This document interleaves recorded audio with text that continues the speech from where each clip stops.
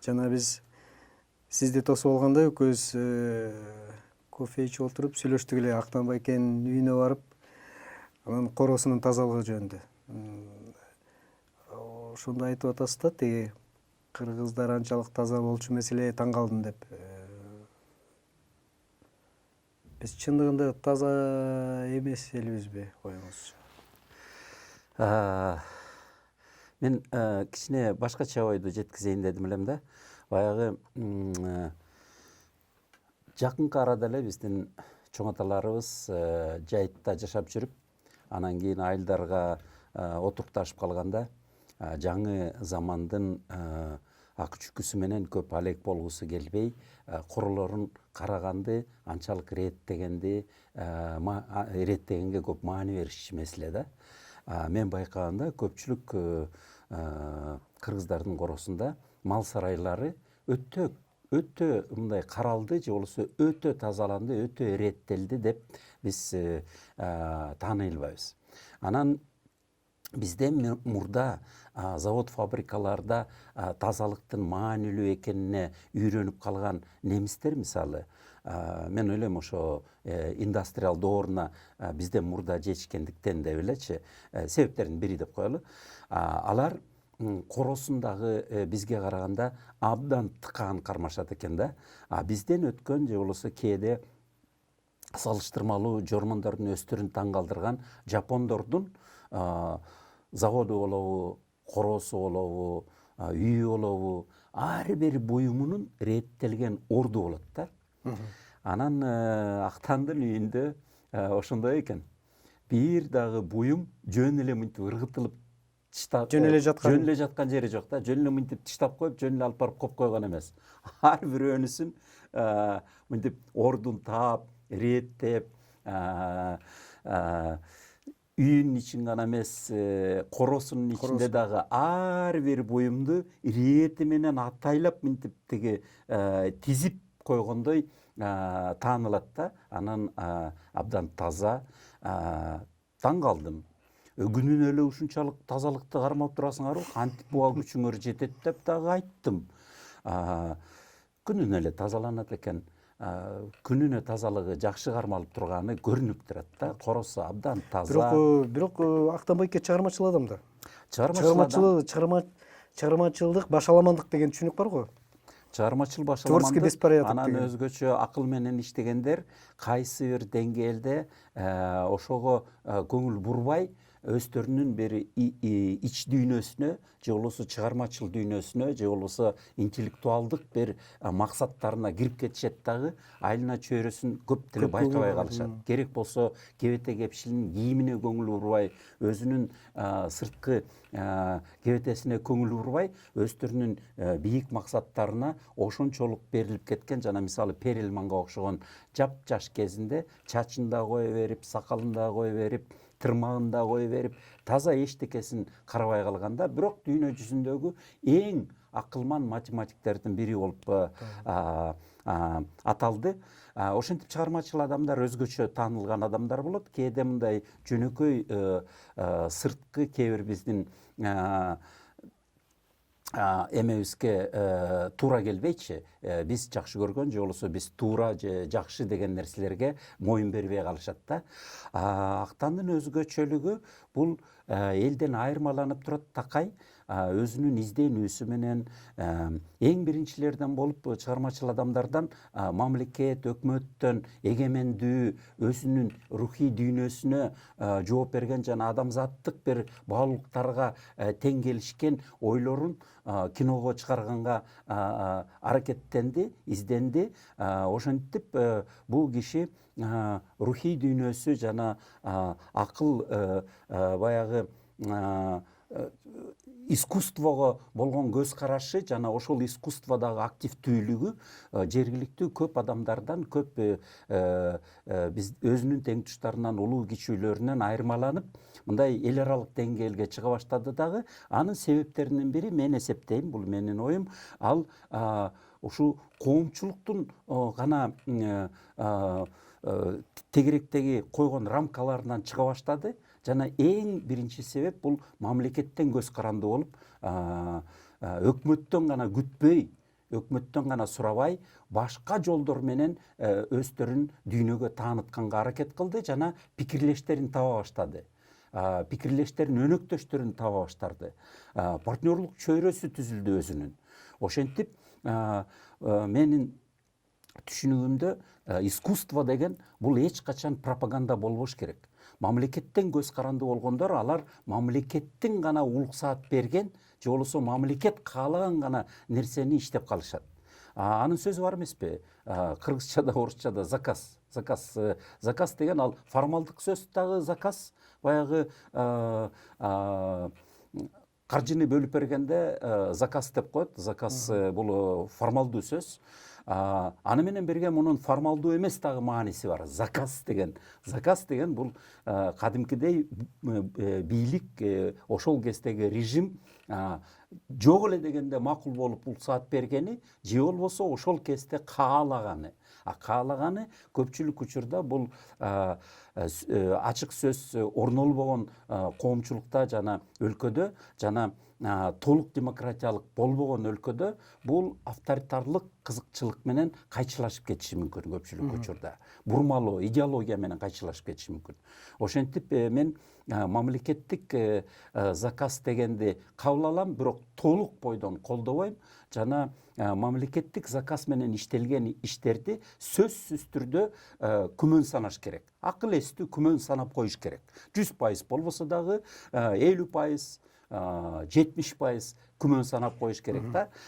Эгемендүү аткарылган иштер дүйнөлүк жана эл аралык деңгээлде бүт адамзаттын мукташтыгын тааныганга жана ошол бүт адамзаттык ошол мукташтыктарга жана талаптарга баалуулуктарга изденген адамдардын арасынан пикирлешти тапкан биздин өкүлдөрүбүз алар бизди көбүрөөк бийик деңгээлге жана көбүрөөк элге таанытат да бийигирээк деңгээлге көтөрөт. Атыбызды, жерибизди, өлкөбүздү, улуттук намысыбызды.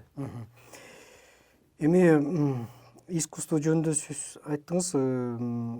Бизде акыркы күндөрү искусство деги эле маданиятка көбүрөөк мындай сын пикир айтылат да. Бул менимче туура эле көрүнүш, себеби коом азыркы бүгүнкү күндүн коомубуз ошол сөзүбүздүн башында баштаган тазалыктан тартып, тазалык да бул маданияттын бир бөлүгү. Маданиятыбыз кандайдыр бир деңгээлде абдан деңгээли төмөндөп бараткандай туюлат. Анан ошонун ичинде искусство. Мисалы үчүн ошол Актан Байкенин жолун алсак, бул кино искусствосу.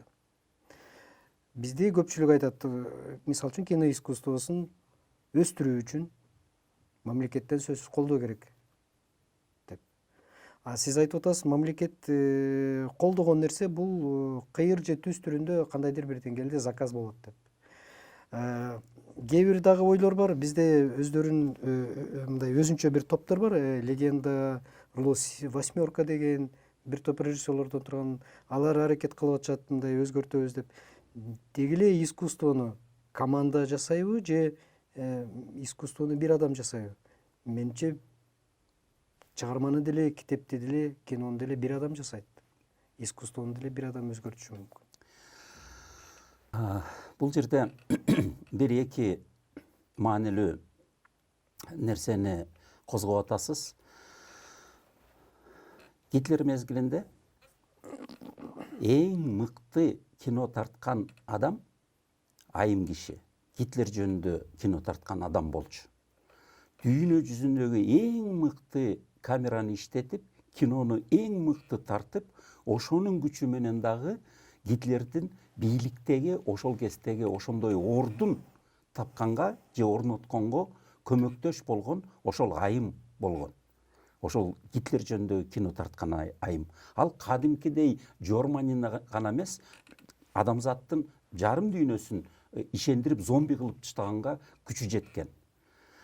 Бирок биз аны искусство деп атайбызбы же Гитлер менен кошо анын ошо зомбулукка өнөктөш болгон адам катары четке кактыкпы? Четке кактык да. Мына мен атын да атай албайм. Анткени эсимде жок ал айымдын аты.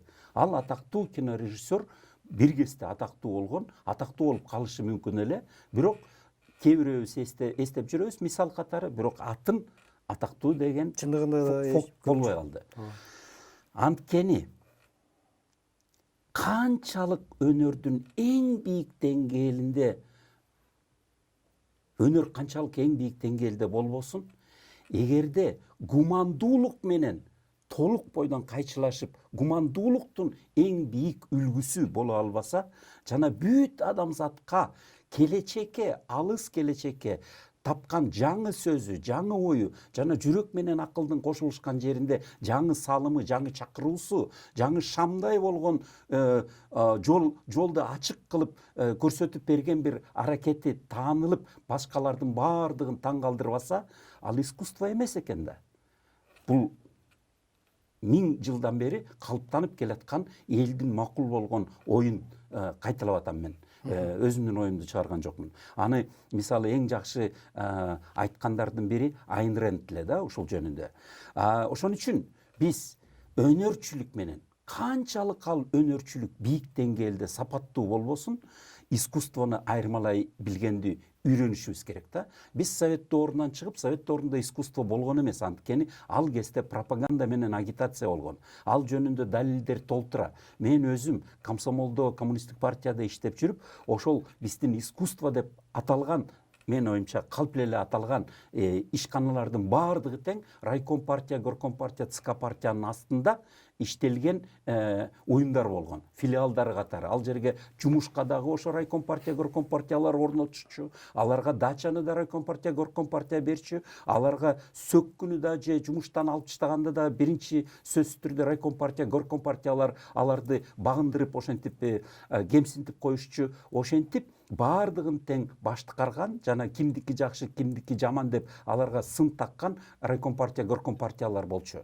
Ошентип ал кезде искусство деген, эгемендүү искусство деген болбой деле калды деп эсептесек болот. Баардыгы тең коммунисттик идеологияга гана баш ийген, ошо коммунисттик идеологиянын гана куралдары болгон.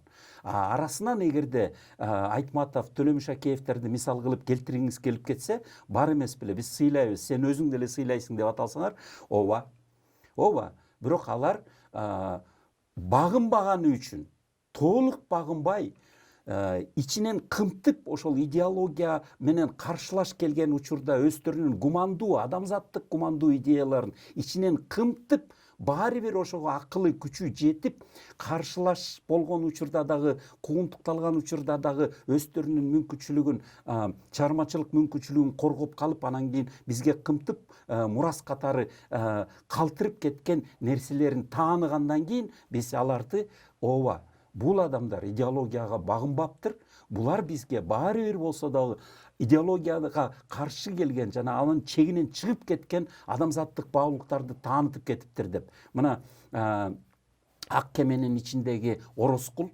тирүү кезинде мүрзө куруп, элдин баарын, тегеректеги элдин баарын кууратып, зомбулук кылып, мас болуп башкаларга зыян келтирген, жер жүзүнө, тегеректеги элге, деги эле коомчулукка зыян келтирген, керек болсо ошол өзүн орноткон, ошол жерге иштетип аткан мамлекетке деле зыян келтирген образ. Же болбосо биринчи мугалим. Биз биринчи мугалимди мен бала кезимде көргөндө, биринчи мугалим бул мугалим болгон экен деп, ошондон үлгү алып, мүмкүн ошондон үлгү алгандар биз совет мүнөзүн жуктуруп, баягы руханий кыргыз улуттук баалуулуктарыбыздан кичине алыстай баштап, же болбосо алыстап кетип калууга кадамдар жасалгандыр. Бирок бүгүн карап көрсөм, биринчи мугалимдин ичинде Айтматов ошол зомбулукка, коммунисттик идеология үйрөткөндүн ордуна илимди тааныткандын ордуна балдарды идеологияга багындыра баштаганын жана ошол жердеги жашаган адамдардын руханий байлыгына каршы күчкө таянган башка бир бийликке багынууну үйрөтүп, керек болсо ошол жердеги элди кемсинтип, намысын дагы тийип, бирок балдарын тартып алып, үгүттөмүш болуп, бирок тартып алып, тиги кылымдан кылымга калыптанып келаткан баалуулуктар менен бирге билимди таанытат деп күткөн болсок, жок.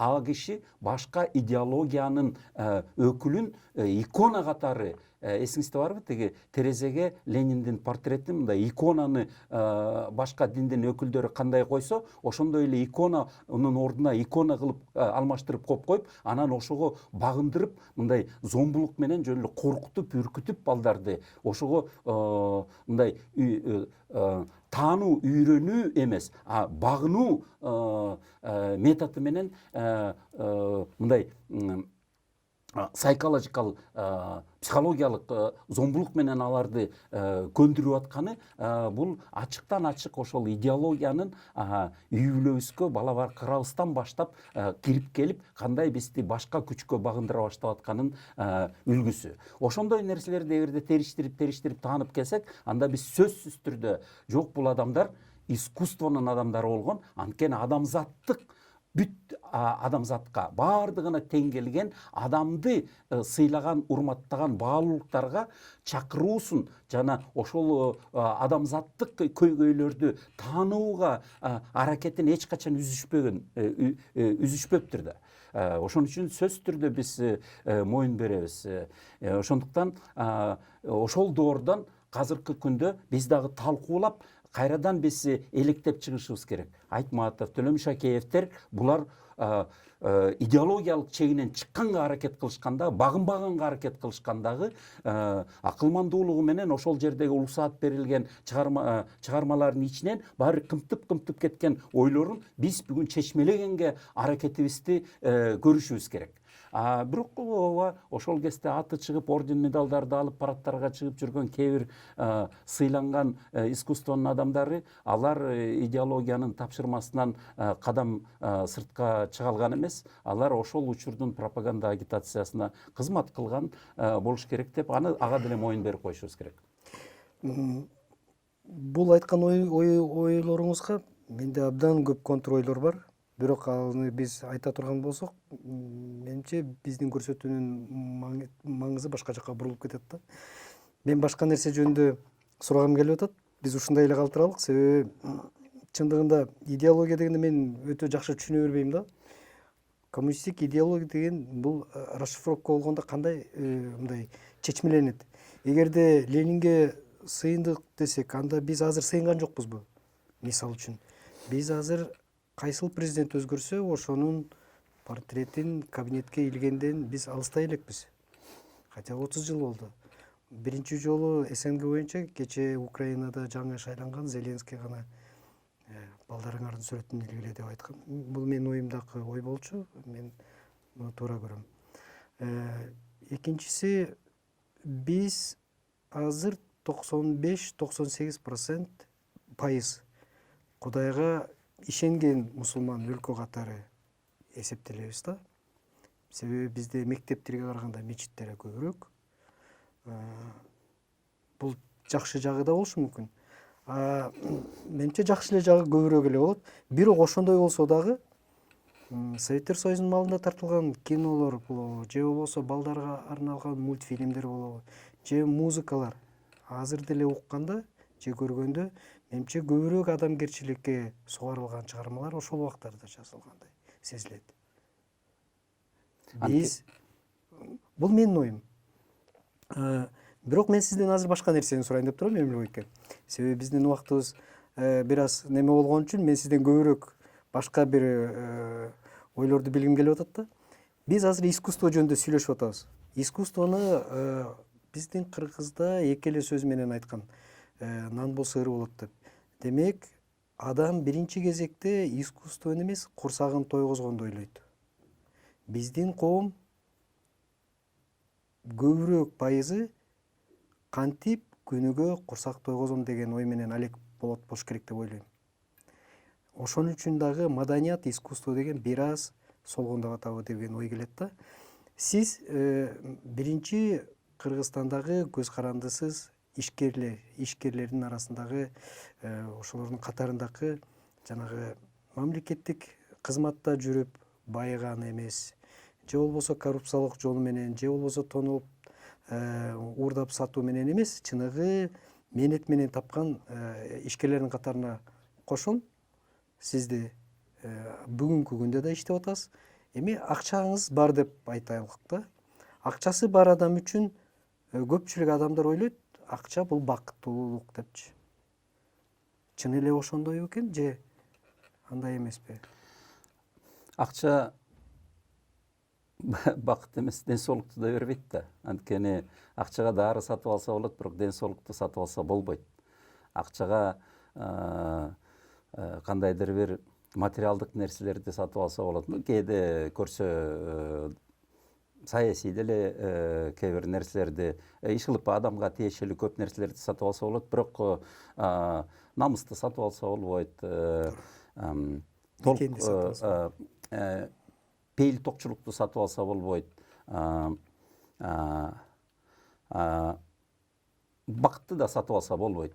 Анткени ар кимдин бакыт жөнүндө ар кандай да түшүнүгү. Эгерде чексиз арак ичем деп анан ошону бактылуу катары сезилсе, анда мүмкүн аракты сатып алып арак иче берип анан бир күнү баары бир бакытсыз экенин табат.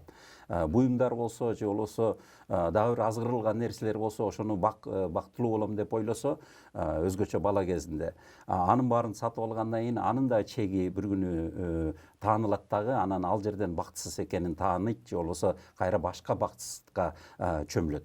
Ошентип акча бакытты бербейт. Кайрадан жана сиз жакыр адамдарды, курсагы менен ойлогон адамдарды айтасыз. Бул ооба, канчалык адамдар жакыр жашаса, канчалык билими ылдый болсо, ошончолук алар күнүмдүк оокатты ойлоп калат. Ошон үчүн биринчи ирет адамдарды билимдүү кылыш керек. Билимдүү адамдар анан кийин өздөрүн бакканга күчтөрү жетет. Өздөрүн бакканга күчү жеткенден кийин алар көбүрөөк ойлонуп, күнүмдүк оокат эмес, адамды тааныткан жана адамды айырмаланткан нерселер менен ойлонуп, көбүрөөк бийик даражадагы руханий изденүүлөрүнө умтулуп калышат.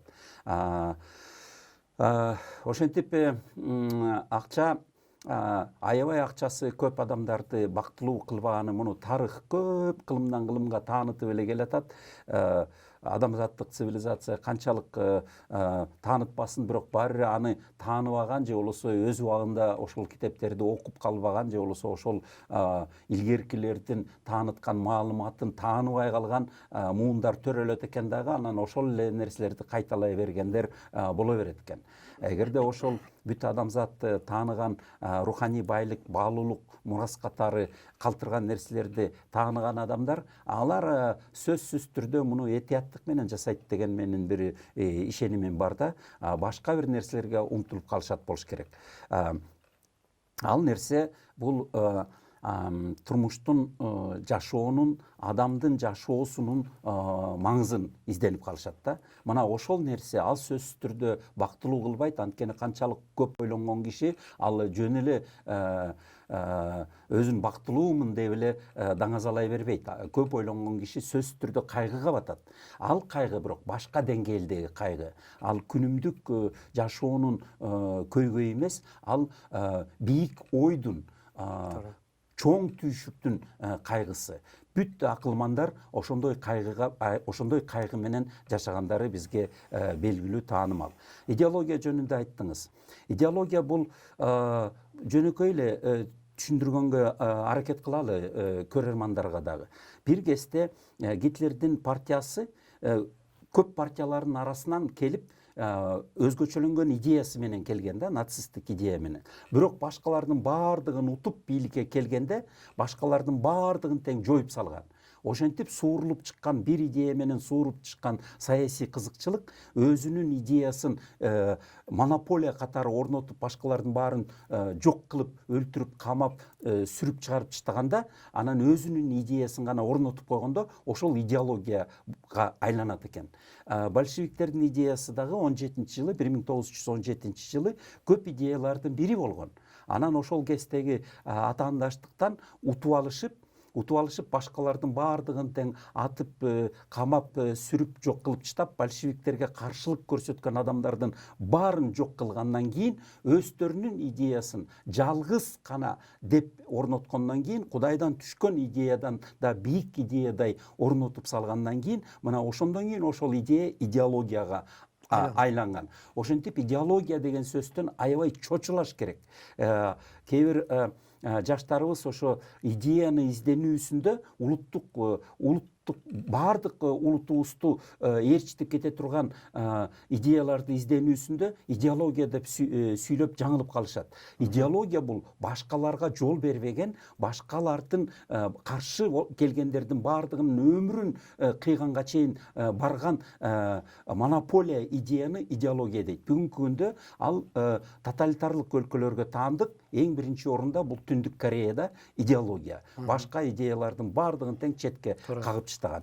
Ошентип биз андан көрөк адамзаттык баалуулуктарды тааныганга умтулсак, ошол адамзаттык баалуулуктарга умтулуу дагы адамга жакшылыктарды жаратуу үчүн кандай жолдор бар деген деп кагылышкан идеялардын плюралисттик тең плюралисттик атаандаштык сөз эркиндигин орното алсак, жана ошол сөз эркиндигин коргогон саясий плюрализмди орното алсак, мына ошол бизге керек, идеология эмес.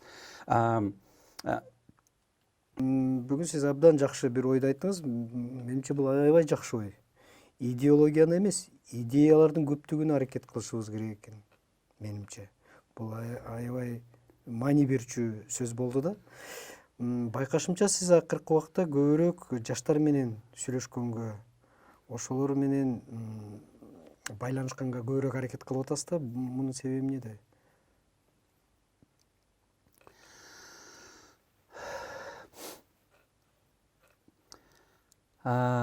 Мунун себеби көп. Эң негизгиси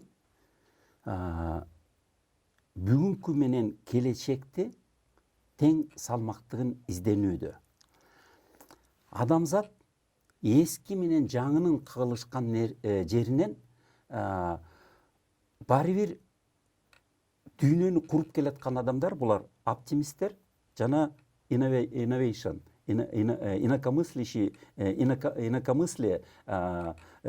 жана инакомыслияны кыргызча өзгөчө ойлонгондор деп азырынча таанып туралы. Ошол өзгөчө ойлонгондор жана оптимисттер куруп келиптир да, куруп келатат. Мындан ары деле алар уттурбайт. Анан ошентип эскиче ойлонгондор менен жаңыча ойлонгондордун ортосунда сөзсүз түрдө жаштардын арасында жаңыча ойлоно тургандарды издесек үмүтүбүз көбүрөөк. Эски адамдардын арасында эскиче ойлонгон, калыптанып калган жана эски каталыктарды коргоп калган адамдар көбүрөөк болот. Ошон үчүн адамзат илгертеден эч кимди сыртка какпайт, чекке какпайт, кайрымдуулугун аябайт, бирок үмүттү жаштардан көрөт.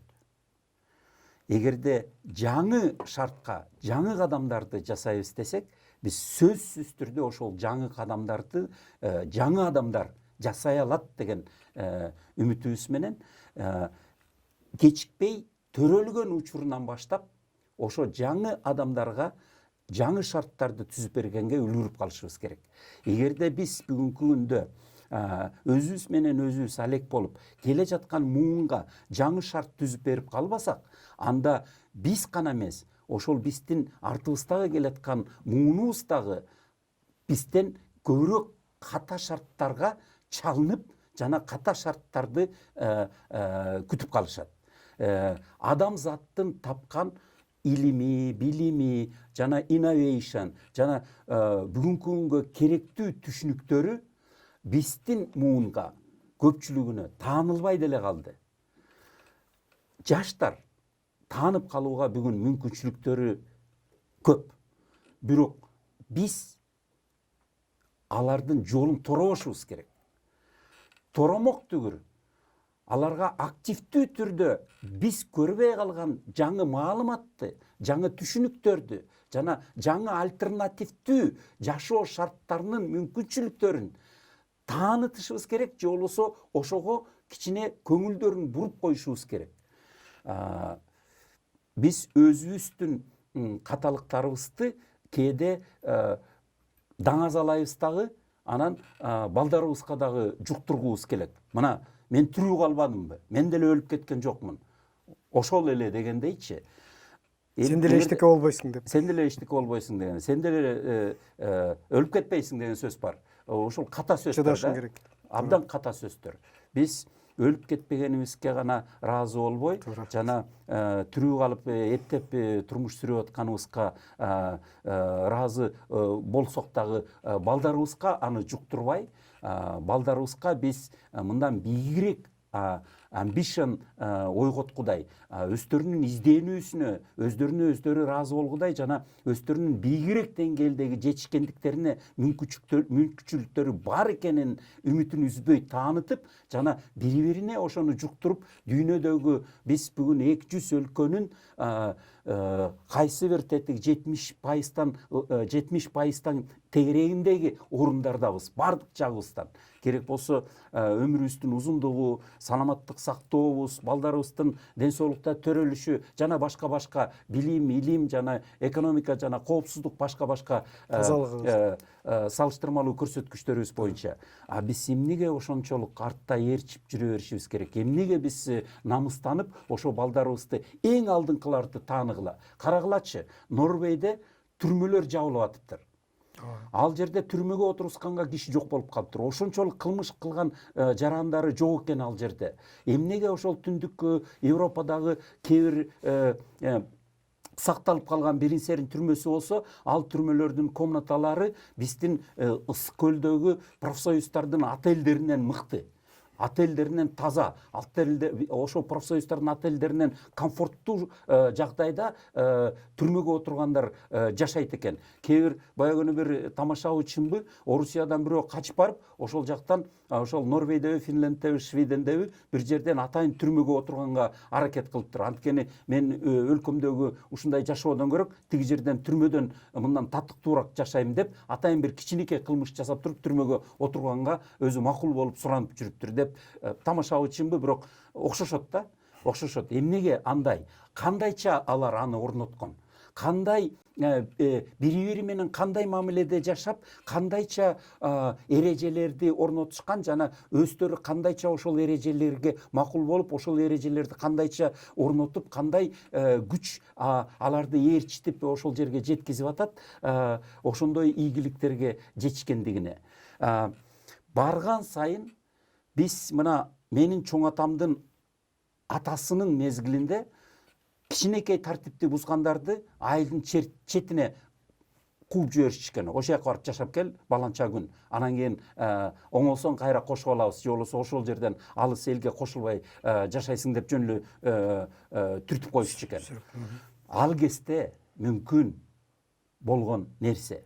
Бүгүнкү күндө адамдардын саны көбөйүп, ар бир айылда дагы, ар бир шаарда дагы ушунчалык көп адам жашап атабыз. Биз жөн эле четке кагып кое албайбыз эреже бузгандарды, же болбосо жагымсыз нерсе жасагандарды. Бирок биз ушу көбөйүп келген шартыбызда, мына Бишкегибизде азыр мен жаш кезегимде миллиондон аз эле, азыр 2 миллиондун тегерегинде жашап атабыз. Ошончолук көбөйгөнүбүзгө жараша биз жаңыча бири-бирибиз менен мамиле түзгөндү, бийигирээк деңгээлдеги мамиле түзгөндү. Жана маданият деген сөз биз дагы талкуулай турган нерсе. Маданият деген бул эмне? Бул бүгүнкү күндөгү эрежелерди сактоо, эрежелерди орнотуу, ага макул болуу, ага катышуу, ошо орнотууга жана ошолорду баардыгыбыздын күчүбүз менен коргоо жана калыпталган нерсени биз маданият деп таанышыбыз керек. Жөн эле тиги камераларды, театрларды, сценаны, сүрөттөрдү эмес. Ошонун нерсеси, ошол шартта анан жаралган нерселер, алар дагы ошол маданияттын бир көрсөткүчү, таанылган мыктыраак көрсөткүчтөрү болсун. Бирок ошол маданиятка жетиш үчүн адамдар бири-бири менен кандай мамиледе ошол шартта ынтымактуу жашай алышат. Биз аны үйрөнө албай атабыз. Ошон үчүн көчөлөрүбүз булганыч, же болбосо көчөлөрдө адамдар бири-бирин түртөт, же болбосо машинелер кагылышат. Европада биз барып келип таанып атпайбызбы? Аларда сабырдуулук бар экен. Бизден көп адам жашаган Токиодо, бизден көп машинелер жүргөн Шведен, Норвей, Финляндтерде ал жерде абдан бийик деңгээлдеги адилеттүүлүк, сабырдуулук, бири-бирине урмат жана жылмаюу кандайча орнотушту. Эмнеге биз аны тааныгандан баш тартабыз? Эмнеге биз идеология же пропагандага баш ийип эле биз ошо сабырдуулук болгон жерди тааныгандын ордуна аларга ойлонуп табылган бир клишелерди өзүбүздөн чекке урган бир антидемократиялык лозунгдарга тез эле илинип, тез эле ээрчип кетип атабыз. Биз алардан бүгүнкү күндө буюмдарды гана сатып алганды үйрөнүп атабыз. Телефон, машинелерди. Мына жок дегенде ошондон баш тартпай калдык. Анткени 1991-жылга чейин биз алардын джинсыларын кийсек түрмөгө отуруп калчубуз. Джинсысын кийген киши эмес, кийген киши кээде мүмкүн тиги мектептен, комсомолдон сөккө укчу. Ошол джинсыны алып келген кишини милиция сүйрөчү. Бүгүн буюмдарынан баш тартпай калыптырбыз.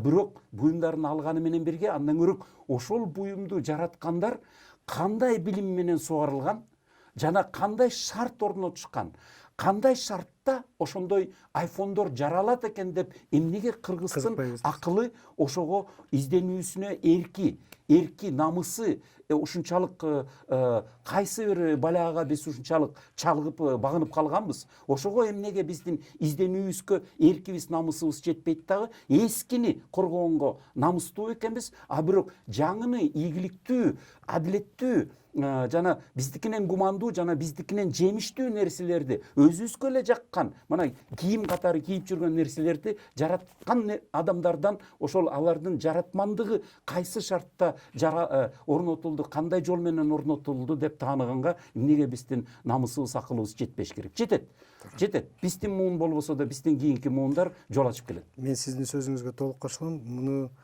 эволюциянын мыйзамы менен биз ар бир